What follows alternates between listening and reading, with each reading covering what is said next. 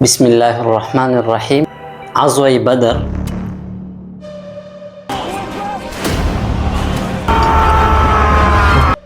د اسلام په تاریخ کې لومړی ستره جګړه وه چې د حق او باطل ترمنځ د لومړی عظیم ټکر په نوم باندې پیژندل کیږي.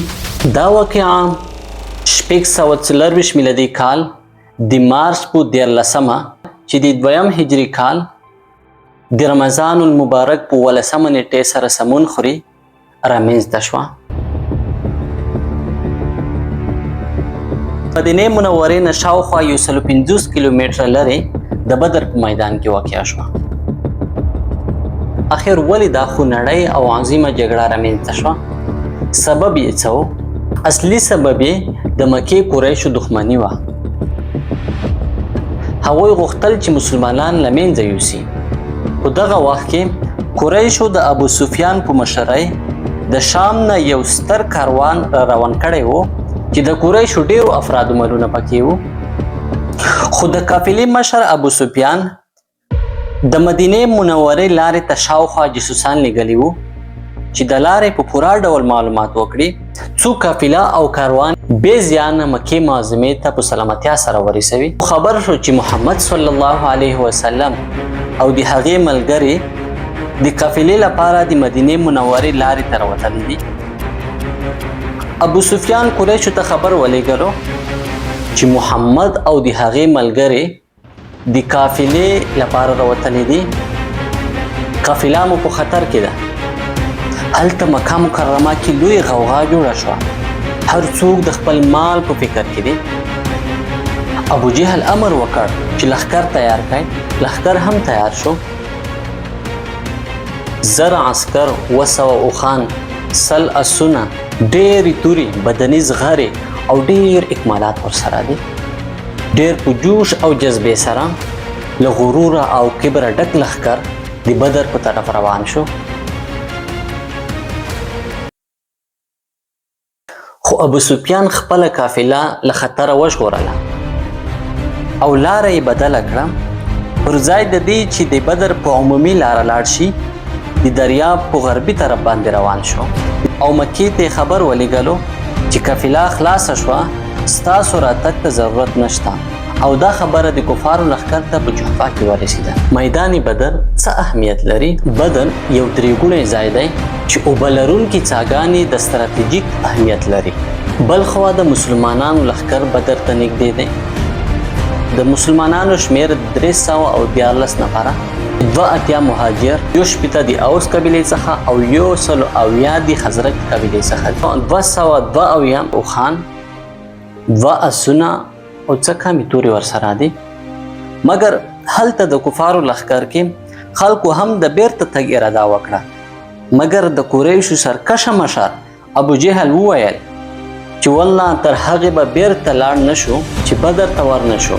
هلته اوښان حلال نه کړو، کبابونه او شرابونه ونه څښو، منځیانې غزلې راته ونه وایي چې عرب زموږ راوتل او هلته تلل وانه وري، بیا به عرب زموږ څخه ویریږي او موږ به قوي بولي. خو دلته د کفارو په لښکر کې غال مغال جوړ شو. اخنس ابن شریک خپلې قبیلې ته امر وکړ چې ولاړ شئ. هغه هم ولاړل. بنو هاشم هم ډېر نفر ولاړل. فقط یو څو کسان پاتې شول. لښکر هم حرکت شروع کړ څو د بدر نږدې غونډۍ ته ورسېدل چې عدوة القصوی ورته وایي. بل طرف ته د مسلمانانو لښکر چې په وادي زعفران کې و چې استخباراتو د قافلې د تلو او د کفارو د راوتلو خبر ورته راورساوه. خو نبي علیه السلام ته معلومه شوه چې بې له خونړۍ جګړې بله چاره نشته. دلته نبي علیه السلام یو عسکري مشورتي او فوق العاده ټیم جوړ کړ. د لښکر قمندانانو او د افرادو څخه یې د رای غوښتنه وکړه چې څه وکړو. ابو بکر صدیق، عمر فاروق، مقداد، سعد ابن معاذ او داسې نور صحابه کرامو جنگ ته ترجیح ورکړه. نبی علیه السلام یو استخباراتي او استکشافي ټیم ولېږلو څو د کفارو تعداد او حالات معلوم کړي. دوی هم 2 نفر ونیول او نبی علیه السلام ته راوستل. نبی علیه السلام پوښتنه وکړه دوی څو نفر دي؟ دوی وویل چې تعداد نه دی را معلوم. بیا نبی علیه الصلاة والسلام پوښتنه وکړه چې د ورځې څو اوښان حلالوي؟ دوی ویل چې یوه ورځ نه بله ورځ لاس. نبی علیه السلام وفرمیل چې کفار د 900 او 1000 په مابین کې دي. رسول الله صلی الله علیه وسلم پوښتنه ترېنه وکړه چې د قریشو اشرافو څخه څوک ورسره دي؟ دوی ویل عتبه، شیبه، کلیب ابن حسام، طعیمه ابن عدی، ابو البختری ابن هشام، ابو جهل ابن هشام او داسې نور مشران هم ورسره دي. دا حالات تیر شول چې په پوره معنا نبی علیه الصلاة والسلام ته د کفارو معلومات حاصل شول. په دغه شپه باندې نبی علیه الصلاة والسلام د مسلمانانو لښکر رهي کړ چې د مشرکانو د مخه د بدر اوبو ته ورسیږي او کفار دې ته نه پرېږدي چې دغه اوبه په خپل تصرف کې راولي. څو د قریشو نږدې څاګانو سره یې واړول او نور څاګانې د خباب ابن منذر رضی الله تعالی عنه په مشورې سره پټ کړل او د څا سره یې نږدې یو حوض جوړ کړ او هغې ځای ته ورغی چې سبا هلته جنګ پېښېږي او وویل چې سبا انشاء الله د پلانکي د وژلو ځای دغه دی. کله چې سهار شو رسول صلی الله علیه وسلم وفرمیل کوم وخت مو چې کفار په غشو ولي خپل ځانونه د زغرو په واسطه سره ساتئ تر څو پورې چې نږدې نه وي درته راغلی. حمله مه پرې کوئ. اول هغه څوک چې د جنګ اور په بال شو اسود ابن عبدالاسد و. د کفارو لښکر څخه راووتو او ویل چې ما د الله سره دا عهد کړی ده چې یا به د مسلمانانو د حوض څخه اوبه څښم یا به یې ورنړوم او یا به دلته وژل کېږم. فورا حضرت حمزه رضی الله تعالی عنه ورغی او په هغه کافر باندې د تورې وار وکړ چې پښه یې ورکته کړه. بیا هم د حوض طرف ته څه کېږي غواړي چې خپله وعده پوره کړي. حضرت حمزه رضی الله تعالی عنه هم وار د تورې په وکړ چې ویې وژلو. د جنگ په شروع کې د کفارو لښکر څخه 3 پهلوانان راووتل چې عتبه ابن ربیعه، شیبه ابن ربیعه، عتبه د عتبه زوی چې ولید ابن عتبه میدان ته راووتل او ویل چې څوک شته چې زموږ سره مبارزه وکړي. فورا د انصارو ځوانانو څخه 3 نفره ور ووتل چې یو یې عوف ابن الحارث و، معاذ ابن الحارث و، عبدالله ابن رواحه و. چې کله د کفارو مخ ته ودرېدل دوی خو نه پېژندل. ورته وویل چې تاسو څوک یې؟ هر یو خپل ځان ور معرفي کړ خو دوی وویل چې تاسو ښه قوم یاست، نسب مو لوړ دی، موږ تاسو سره کار نه لرو. او ویل یا محمد موږ ته زموږ د قوم څخه سیالان راوباسه. رسول صلی الله علیه وسلم امر وکړ چې یا عبیده ابن الحارث چې د رسول صلی الله علیه وسلم د اکا زوی ده، یا حمزه چې د رسول صلی الله علیه وسلم اکا دی، یا علی چې د رسول صلی الله علیه وسلم د اکا زوی ده، ور ولاړ شي. دوی هم ور ووتل. کله چې د کفارو مخکې ودرېدل کفارو ویل تاسو څوک یاست؟ هر یو خپل نوم ور یاد کړ چې فلان ابن فلان. دوی ویل هو تاسو زموږ سیالان یاست. اوس د دوی په مابین کې جنگ او مبارزه شروع شوه. عبیده د عتبه سره مقابل شو، حمزه د شیبه سره مقابل شو، علی د ولید ابن عتبه سره مقابل شو.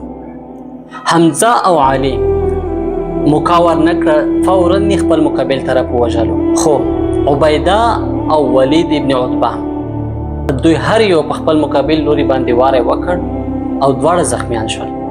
فورا حمزه او علی ورغلل، ولید وژلو او حضرت عبیده رضی الله تعالی عنه خپل لښکر ته راوړلو. کله چې کفار ولیدل چې په یو وار 3 نمتو فارسان لاس ورکړل په غوسه شول او یو ځایي حمله په مسلمانانو باندې شروع کړه.